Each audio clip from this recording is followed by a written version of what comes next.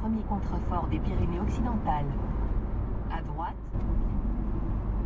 nous sommes au confluent des Gardes d'Aspe et de Lourdios, où fut construite la centrale d'Azasparros en 1962.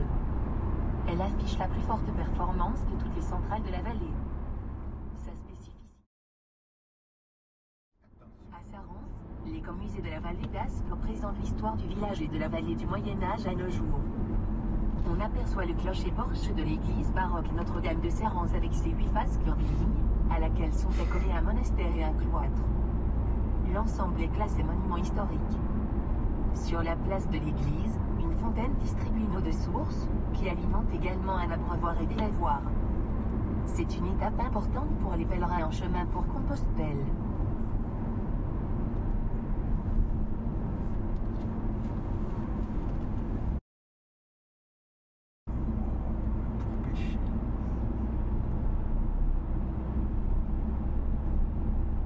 Cette chapelle Notre-Dame de la Pierre au bord de la route signale le site de la légende du taureau, en contrebas, accessible par un escalier.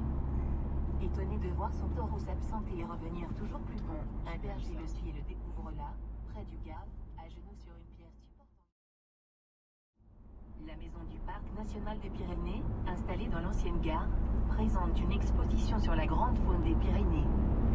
Connaissez-vous le gypaète barbu, le vautour fauve, l'aigle royal, l'isard, et bien sûr l'ours des Pyrénées? Concernant le patrimoine naturel, un sentier d'interprétation permet de découvrir. Sommet en vue à l'horizon, par temps clair. À gauche le pic d'Aspe, altitude 2645 mètres.